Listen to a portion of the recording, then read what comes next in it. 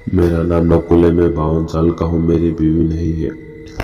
वह आज से 10 साल पहले ही गुजर गई थी। मेरा एक बेटा है जिसकी शादी जल्द ही कर दी ताकि घर में एक औरत आ जाए तो घर जैसा लगता है, नहीं तो घर अच्छा नहीं लगता है। आपको भी पता है घर में एक औरत का रहना कितना जरूरी है।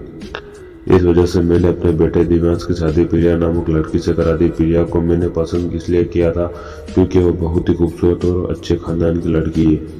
मुझे प्रिया की खूबसूरती भा गई थी। प्रिया बहुत ही खूबसूरत, लंबी चौड़ी, गठीला बदन वाला जबरदस्त हॉट और सेक्सी लड़की है। मुझे ऐसे बहुत चाहिए था जो प्रिया के रूप में मेरे घर में नई बहू आ गई। मेरा बेटा फौज में है। शादी के 1 महीना पहले ही वह छुट्टी लेकर घर आ गया था। शादी में इतना ज़्यादा मेहमान नहीं आए थे क्योंकि वह शादी कोर्ट मैरिज थी, तो सबको मैंने होटल में बुलाया था। कोर्ट के बाद सीधे दूल्हा दुल्हन होटल आ गए और वहीं पर खाना खाया और मेहमान विदा हो गए और हम सब घर पर आ गए। मैंने अपने बेटे की सुहागरात के लिए फूल वाले को बुलाया था कि उसका बेड अच्छे से सजा दे। ऐसा ही हुआ। मैं कोई कसर नहीं छोड़ा था। अपने बेटे की खुशियों के लिए घर में अकेला ही था। मेरा बेटा और बहू बाहर से ही खाना मंगवा कर हम दोनों ने खा लिया था। मैंने जल्दी ही सोने चला गया क्योंकि मुझे पता था कि आज का दिन मेरे बेटे बहू के लिए खास है। तो मुझे अच्छा नहीं लगा कि मैं देर रात तक जागता रहूं और मेरे बेटे बहू की प्राइवेसी में खलल पड़े। मैं नॉनवेज पर सेक्स करने सो गया। जब नींद खुली मेरे बेटे और बहू में लड़ाई हो रही थी। मैं हैरान हो गया। शादी के पहले दिन ही लड़ाई। मामला काफी बिगड़ गया। मैं बीच बचाव बिल्कुल भी नहीं करने गया था। मुझे लगा खुद ही दोनों अपने आप ठीक कर लेंगे, पर ऐसा नहीं हुआ। वह दोनों लड़ते रहे, मेरे कमरे तक आ गए। मेरा बेटा बोला, आपने मेरे लिए किसी लड़की ढूंढी कर लाए हो? इसको एक दूल्हा नहीं चाहिए था, उसको एक सांड चाहिए था। यह कहती है कि तेरे औजार बहुत छोटा है। मेरी जिंदगी खराब हो गई। यह कहती है मुझे कुछ भी नहीं हो रहा है, तुम्हारे साथ नहीं रहूंगी, मैं वापस चली जाऊंगी। उस इंसान के साथ में कैसे रहूं जो खुश ना कर सके? जब तुम पहली रात मुझे खुश नहीं कर पा रहे हो तो पूरी जिंदगी क्या करोगे? मैं हैरान हो गया, समझ नहीं आ रहा था मैं क्या बोलूं। मेरा बेटा बहुत गुस्से में था और दोनों ही एक दूसरे पर कीचड़ उछाल रहे थे। मैं समझ नहीं पा रहा था कि एक नई लड़की जो पहली बार बहू बनकर आई है और उसका यह रूप देखकर मुझे बहुत गुस्सा आने लगा। मैंने अपने बेटे को बोला, सब ठीक हो जाएगा। मैंने बहू को भी बोला, सब ठीक हो जाएगा। आज का दिन ऐसे लड़ाई करने का नहीं है। तुम दोनों ही एक दूसरे के लिए नए हो, इस वजह से ऐसी दिक्कत हो रही है। आके जानकर शायद दिक्कत नहीं होगी।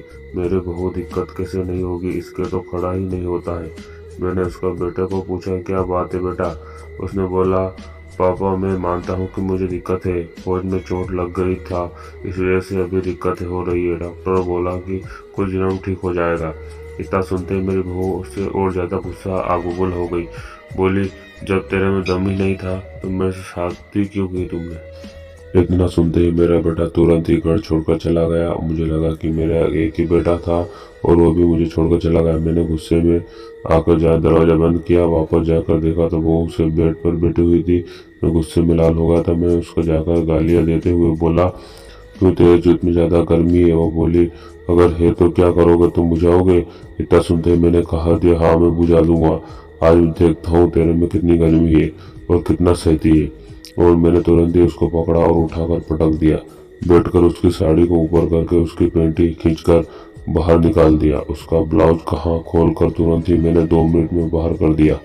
ब्रा ऊपर से खींचकर निकाल दिया। बड़ी बड़ी चूंचियों को मसलते हुए मैंने उसकी गालियां देने शुरू की। वह भी हरामजादी ऐसी थी कि वो कुछ भी नहीं बोल रही थी। चुपी थी शायद वह मेरे लंड का इंतजार कर रही थी। मैंने अपना लंड निकाला, उसके दोनों टांगों को अलग अलग किया। उसको गोरी चिकनी चूत के छेद पर मैंने अपना लगाया और जोर से घुसा दिया। मेरा मोटा लंड जब उसकी चूत की दरार के बीच में छेद करते हुए अंदर गया, वह दर्द से कराने लगी। मैं रुकने वाला कहाँ था। मैं उसकी चूंचियों को मसलते हुए अपने मोटे लंड उसकी चूत के अंदर बाहर करने लगा। गालियां देते रहा, मेरा लंड आज मैं देखता हूँ तेरे अंदर कितने घर में है। मेरा लंड और मेरा तेरा मोटा हो गया है, करीब 9 इंच का है। ऐसे ही मैं सालों से अपने औजार का इस्तेमाल नहीं किया था। आज मेरा औजार मोटा, लंबा, काफी ज्यादा हो गया था। उसके होंठ को मैं अपने दांतों से काटने लगा और जोर जोर से धक्के देकर मैं उसकी चूत में लंड को घुसाकर जोर जोर से धक्के देता था। मेरा लंच जैसे जैसे मोटा होता गया और मैं जोर जोर से अपने बहू को चोदने लगा। उसके आंख में आंसू आने लगे। वह मना करने लगी, पिताजी बस करो, मुझसे गलती हो गई, अब ऐसा नहीं होगा। मेरी बहू को बहुत ज़्यादा ही दर्द होने लगा, पर मैं कहाँ मानने वाला था। मेरा बेटा ऐसे भी घर में नहीं था, क्योंकि मैंने उसका मैसेज पढ़ लिया था। वो अपने दोस्तों के यहाँ चला गया था। मुझे मौका मिल गया पूरी रात नई वाली बहू को चोदने का। मैंने अपने बेटे को मैसेज कर दिया कि कोई बात नहीं। सुबह आना मैं बहू से बात कर रहा हूँ और मैं जोर जोर से धक्के देकर उसको चोदने लगा। कभी घोड़ी बनाया, कभी कुतिया बनाया, कभी खड़ा करके चोदा, कभी लिटा कर चोदा। उसकी चूंचियों पर मेरे दांत के निशान भी साफ दिखाई देने लगे थे। उसकी चूत लाल हो गई थी, सूज गई थी। उसके होंठ को भी मैंने कई जगह काट लिया था। करीब 1 घंटे की जुदाई करने के बाद उसके कमरे में दर्द होने लगा था और वह मुझसे वादा किया कि ऐसा कुछ नहीं होगा। मैं अपने पति को खुद ही डॉक्टर के पास लेकर दिखाऊंगी। आज के बाद ऐसा नहीं होगा। पता नहीं मुझे क्या हो गया था। तब जाकर मैंने अपना सारा माल अपने बहू की चूत में छोड़ा। सुबह मेरा बेटा घर आया, सब कुछ बदला बदला सा हो गया। मेरी बहू मेरे बेटे को सॉरी बोली और फिर हम तीनों ही खुशी खुशी रहने लगे। एक दिन मैंने बहू को मुस्कुराकर पूछा, कैसा चल रहा है? और बोली, सब ठीक तो नहीं है, पर हाँ ठीक हो जाएगा। ऐसा भी नहीं, इनकी छुट्टी अब 6 दिन की है और उसके बाद देखते हैं क्या होता है। यानी कि वह इंतजार में है कि जब मेरा बेटा वापस पहुंच जाएगा तो मेरे साथ हो जाएगी।